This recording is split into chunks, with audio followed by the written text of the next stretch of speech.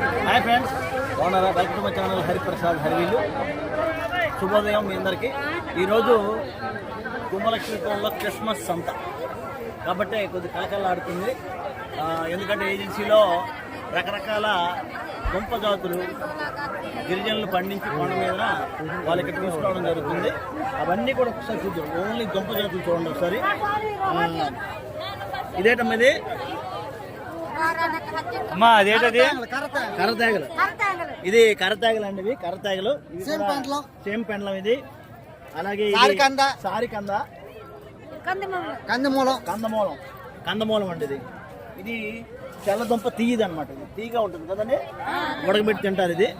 అది తర్వాత అది సారికంద. ఇది కూడా ఇది చిక్కుడు పిక్కలు అంటారండి.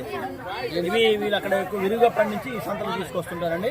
ఇది కూడా మంచి కొండ పంట అండి. ఇది ఇలా చూడండి, ఇదంతా కూడా కొండ మీద వీళ్ళు ఈ విధంగా మొత్తం దుంప జాతులన్నీ కూడా కొండ మీద అడవిలో వాళ్ళు పండించి ఇలా తీసుకోవడం జరుగుతుంది. ఈసారి ఎక్కువగా ఈ సంతకి ఇవి వచ్చాయండి ఎక్కువగానే.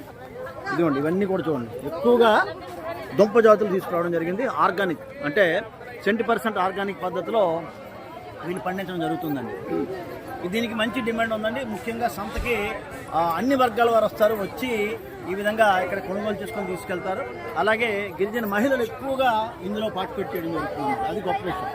ఎక్కడెక్కడి నుంచో వీళ్ళు పాడుకొండ పైన అలాగే గోరడమ రూట్ నుంచి కూడా వస్తారు, వచ్చి ఇక్కడ ఈ విధంగా వీళ్ళు విక్రయించి వెళ్తారన్నమాట. ఈ సంతలో అటవీ ఉత్పత్తులతో పాటు అనేక రకాల వస్తువుల్ని ఇక్కడ తీసుకొచ్చి అమ్ముతారు. ముఖ్యంగా కూరగాయలు, ఆకుకూరలు, దుంప జాతులు, చీపుర్లు, కొండ ఉసిరి, అల్లం, పసుపు, ఈ రకాలన్నీ కూడా ఇక్కడ తీసుకొచ్చి గిరిజనులు అమ్ముకుంటారండి. ఇందులో ముఖ్యంగా లేత్ర అంటే మహిళలు ఎక్కువగా వచ్చి ఇక్కడ వీటిని విక్రయిస్తూ సంవత్సరం పొడుగున ఆదాయాన్ని పొందుతారనమాట. ఈ వీడియో నచ్చిందా?